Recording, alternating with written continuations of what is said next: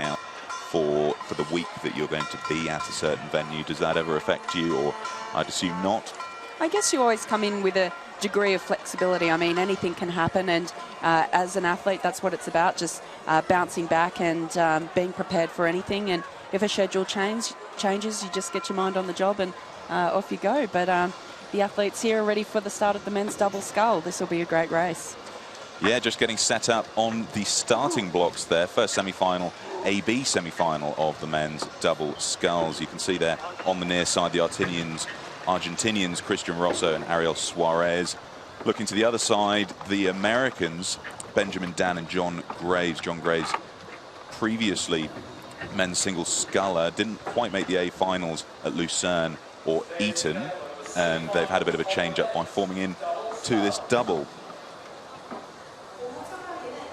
Looking there at the Serbians, Marko Marjanovic and Alexander Filipovic.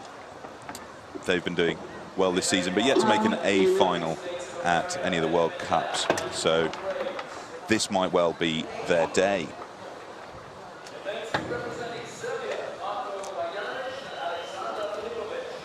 In a moment, we'll look down to lane 3, where we'll see bronze medalists in European champions in Seville, Norway, Nils Jakob Hoff and Kjetil Borch. Kjetil Borch there in the stroke seat.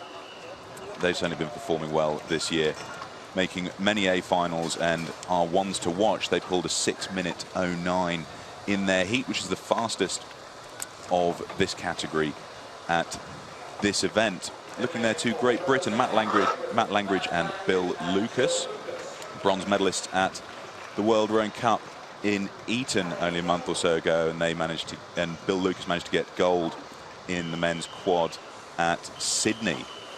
So successful few months for them. Looking now to Germany, we've got Eric Knittel and Stefan Kruger. They're in lane 5.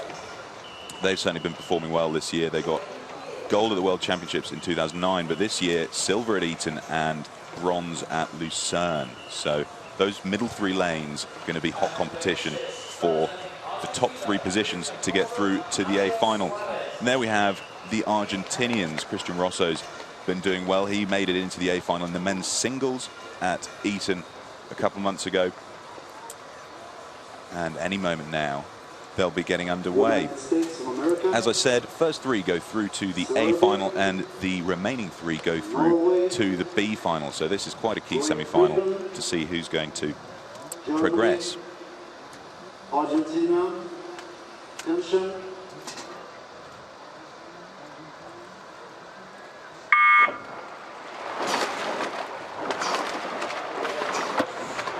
No mishaps on the start there. Looking quick from the Germans, though. Might just be getting their nose ahead in the first 100. Yeah, the Norwegians out to an early lead, it seems, in the middle of the course there. They're relatively new on the scene, this Norway crew, but you can see they've come out hard with the Germans as well. So it looks like these two are really trying to set up lead and control in the early stages of this racing. The pattern we have seen early on, though, is crews going out too hard, really struggling to make it in the latter stages. But certainly these athletes would be well versed in the split times of their competition, and I'm sure they're racing accordingly. Headwind conditions on this race, Cookie, and the C final came down in 6:45, which I reckon is around about 30 seconds slower than you might imagine. So world's best in 6:03. So we're looking at around 6:33 split. What's that going to give you? That's around, what, 138, 137, 500 metres. Yeah, look at this German combination. So strong, so punchy and aggressive in the way that they're rowing. I mean, they're world champions from 2009, certainly a class crew, but it is the Norwegians who pushed out to almost a length in the early stages. It will be really interesting to see how they hold up in the latter stages, though. But right now, they look very long, very comfortable. They sit quite upright, though, for a double scull, which I find quite interesting. Look at Nils Jakob Hoff there in the bow seat. It's a great place to be as they pass the 500 metres out in front by 3/4 of length over Germany. That battle for third place, that's the key position here as to who's going to get a place into the A final. That battle's hotting up between Germany and, on the far side, Serbia. What do you make of that, Martin? Well, I think the battle behind is amazing, but, you know, as ever, as we look at the British there, the Norwegians riding out in front. I've been really impressed this season with Kettleball. She came to Eton in the single sculls, got to the final, and their coach, Lars Johan Flodden, has done a fantastic amount of work with them. They were the quickest out to 500, and in fact, they were the quickest time over the full 2K here, and they are flying. They are the crew to beat, favourites for gold in my book. 1:32 they did to the 500, which is pretty quick, and they're certainly starting to lead the field now. In these conditions, it's a lot quicker than I thought, actually, which just shows it's a little bit flatter, it seems, in the pitches there. Maybe we're getting more breeze down at the finish. Yeah, the Germans are quite a high stroke rate there on 37 strokes a minute. We can see how much more aggressive I think they look than the Norwegians. The Norwegians have such a distinctive style, but it seems to be working really well for them. Their boat has a nice flat trim to it, not too much sort of bouncing or checking in the boat. They're down on 34, so 3 points lower, but they're doing it quite comfortably, quite long. I really like what they're doing to the boat there. Yeah, they had a really disappointing Olympics, you know. They won the regatta before at Munich, the pre-Olympic regatta, and you thought they're going to get a medal, and then they just blew out at the Games. Look at that as they come in to the halfway marker. They've got clear water over Germany now. But coming up on the near side, the Argentinians. They came fourth at the Olympics at Eton Dorney, and they may well be moving through the Germans. That's really interesting. The Argentines actually were winning their repechage because they didn't go through from the heat, and they actually went down to 28, and they decided they'd rather have the semi-final with the British double because they reckon that was the slower of the two semis. So they have put themselves in contention. They came fourth in the Olympics. They won the Olympic semi-final. As we ride there with the Germans, Nittel and Kruger, the Berliner and Rostocker rowers. New coach this year, Meinhard Rhein. But the Argentines seem to have made the calculation because they're leading the British.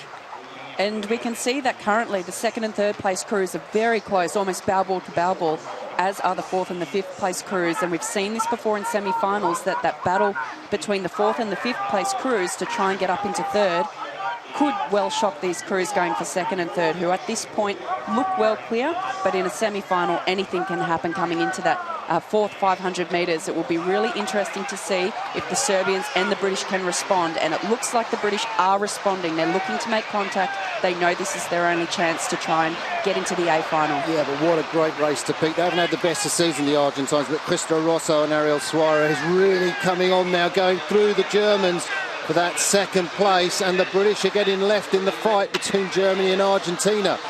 Germany responding. Look at that, he's so gutsy, that stroke man of the German crew, Stefan Kruger, the Rostocker man, really doesn't let anything go.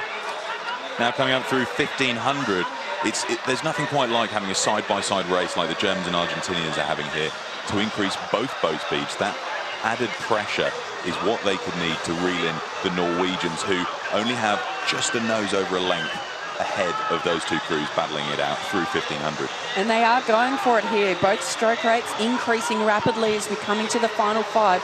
They don't want to get caught up with anything that's going on behind them in that fourth or fifth place position. It can be such a dangerous place to be in these semi-finals, but certainly clear at this point for second and third, but they will fight it out to the line. They will want pride of place in that A final. So the all-important difference between second and third, it is definitely a big confidence booster going through to the A final, and that's why they're fighting this down to the line.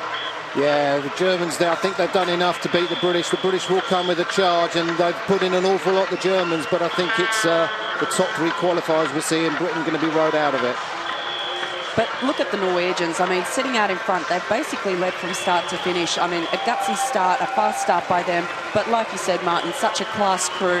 Had a disappointing Olympic regatta to win that B final, but certainly making amends for it this year. They won their heat over Italy, and they are a class act here today, leading from pillar to post. You could see Niels Jakob Hoff, the bowman in the Norwegian double, really hurting there. The expression on his face just shows you what it's like to row in this heat. And they're still extending out their lead. They're growing that clear water advantage that they've had since the 500-metre mark, coming up to the line now. And they've absolutely dominated this race, rightly earning their position through to the A final, as do Germany, shortly followed by Argentina. So congratulations to those three crews who make their way into the A final, and the remainder will go through to the B final. Any moment now, we'll be moving up to the other end of the course, but quite a quick time there. 6:24 was the Norwegians' time across the line. In a moment, we'll look back